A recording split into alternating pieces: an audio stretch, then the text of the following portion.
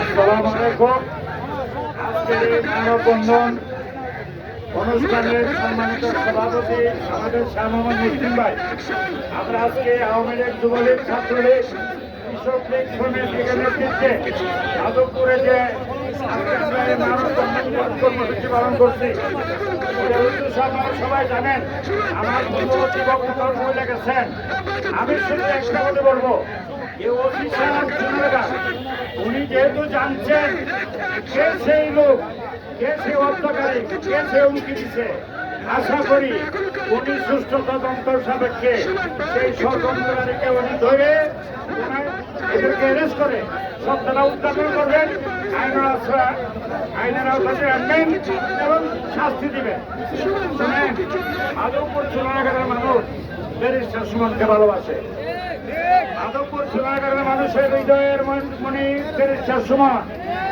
Barrister সুমনের দোষ একটাই, উনি অন্যায়ের বিরুদ্ধে কথা বলে, উনি জনগণের পক্ষে কথা বলে, গরিব দুঃখী মেহনতি মানুষের পক্ষে কথা বলে।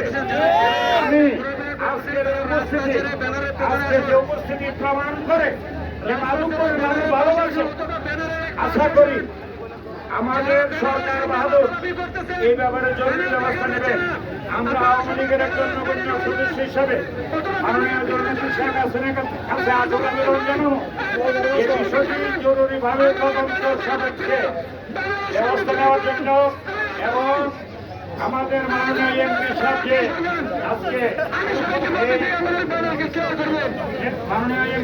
আজকে নিরাপত্তাহীনতা ভুগতেছে, এই ব্যাপারে সরকার যথাযথ ব্যবস্থা নেবেন। এই প্রত্যাশা রেখে আজকের এই পথসভা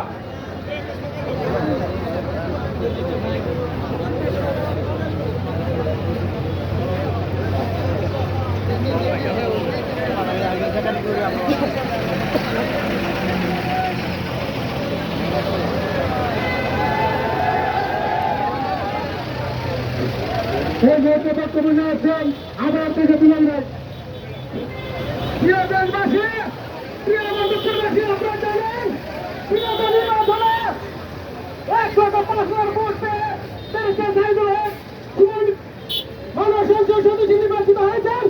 কত ভালোবাসা, কত গভীরভাবে ভালোবাসে, এটা আপনারা অবশ্যই অবগত হয়েছেন।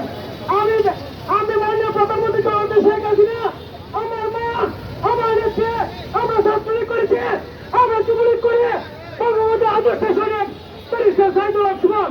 উনি জামাত শিবির করেন না, উনি চাচাবাটি করেন না, উনি আপনার সৈনিক। আমরা আপনার নির্দেশে আমরা ওনার পিছনে এসে ওনার চিত্রে আমরা রাস্তায় নেমে পড়বো, রাস্তার মাঠে পুলিশ করে দেবো। আমি আমার মাননীয় প্রধানমন্ত্রীকে বিনীত অনুরোধ করবো, আমার মা, আমার নেতাকে আপনি বাঁচিয়ে রাখেন। আপনি তারা ষড়যন্ত্র করছে, তাদের বিরুদ্ধে ব্যবস্থা নিয়ে আমাদের পরিচয়টুকু শান্ত করে দেন। সবাইকে ধন্যবাদ। আসসালামু আলাইকুম।